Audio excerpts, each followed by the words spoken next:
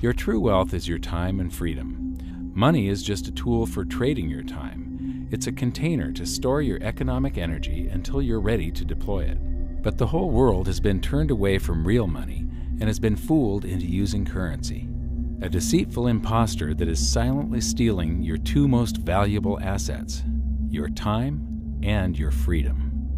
Welcome to the rabbit hole. We are entering a period of financial crisis that is the greatest the world has ever known. The wealth transfer that will take place during this decade is the greatest wealth transfer in history. Wealth is never destroyed, it is merely transferred, and that means that on the opposite side of every crisis there is an opportunity. I believe that the best investment that you can make in your lifetime is your own education. Education on the history of money, education on finance, education on how the global economy works, education on how all of these guys, the central bankers, the stock market, how they can cheat you, how they can scam you. If you learn what is going on and how the financial world works, you can put yourself on the correct side of this wealth transfer. Winston Churchill once said that the further you look into the past, the further that you can see into the future. This program is all about creating your own crystal ball, being able to gaze into the future, being able to change this crisis, the greatest crisis in the history of mankind, into your great opportunity.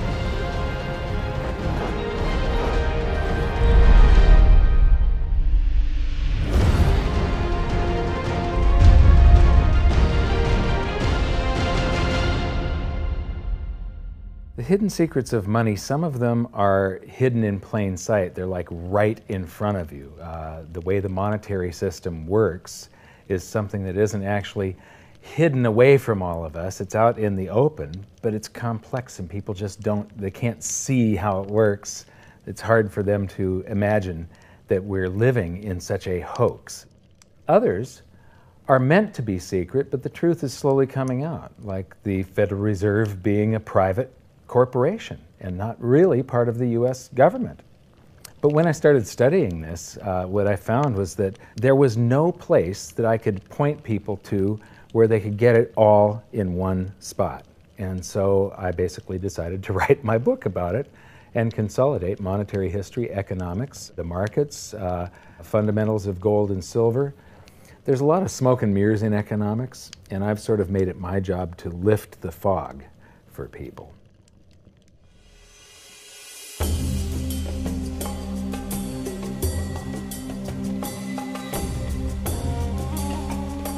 Welcome to Egypt. This is where it all began. Roughly 5,000 years ago, the Egyptians started using gold and silver as their predominant form of currency. But it was not yet money.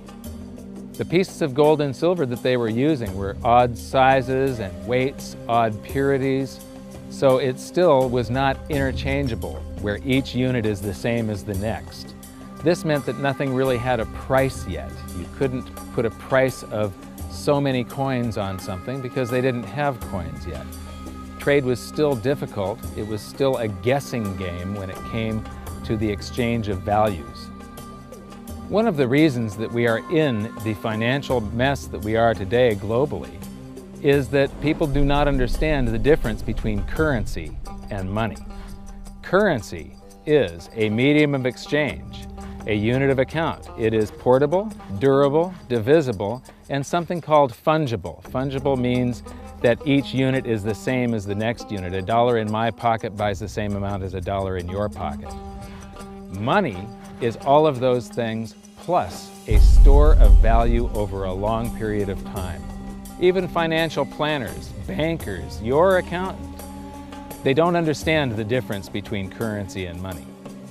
The currency in your pocket is a medium of exchange. It's a unit of account because it's got numbers on it. It's somewhat durable, it's portable, it's divisible in that you can make change, and it's fungible. A dollar in my pocket buys the same amount as a dollar in your pocket. But because governments can print more and more and more of it and dilute the currency supply, it's continually transferring wealth out of your pocket, out of your bank account, to the government. and to the banking system. The reason that gold and silver are the optimum form of money is because of their properties. It's an easy medium of exchange because gold and silver store a large amount of value in a very small area. It's a unit of account. Pure gold has the same value all over the planet. So an ounce of gold buys the same amount here in Egypt as it would in China or in the United States. It's durable. The same gold that Egyptians were using in trade 5,000 years ago is still here with us today. It does not corrode. It's divisible. You can make change with it. It's very portable. You could use something like oil as money. It's just that you can't carry around a barrel of oil on your back. It's fungible. Pure gold is the same wherever it is on Earth. Pure silver is the same wherever it is on Earth. It's limited in quantity. That's the reason that it maintains its purchasing power. Governments cannot print it.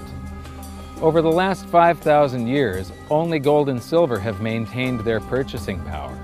There have been thousands upon thousands of fiat currencies, currencies that are unbacked by gold or silver, and they have all gone to zero.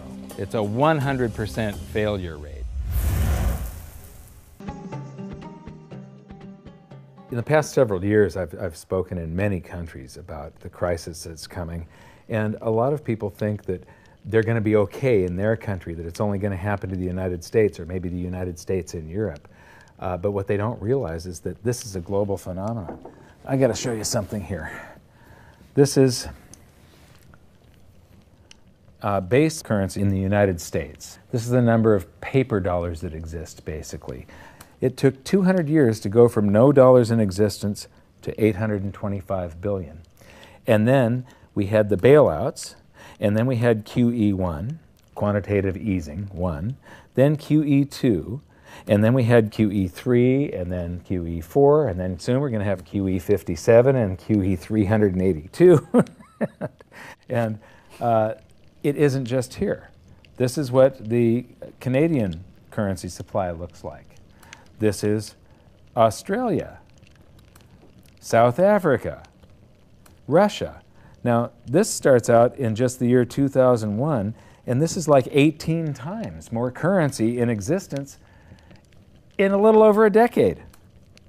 Here's Singapore, same story. Look at that, since the crisis, just bam. India, China, every government on the planet is doing this insane deficit spending and expanding their currency supplies, doing bailouts, and history shows that there is no example of this turning out well. So that all seems pretty scary. However, this is going to happen, and you can only play the hand that you're dealt. But the great news is that gold and silver always end up doing an accounting of the expansion of the currency supplies. Basically, the will of the public and the free markets. When governments do this kind of stuff to their currency supply, they debase it. Eventually, it comes back in inflation. People sense the loss of their purchasing power. They rush back to gold and silver, and they bid the value of the gold and silver up in the country until it meets or exceeds the value of all the currency in circulation. This is a process that's been going on over and over again throughout history, except this time it's happening on a global scale. It has never before happened in all countries at once. And that means that this is the greatest wealth transfer in history. Therefore, it's the greatest opportunity in history, and it's not going to happen again in your lifetime.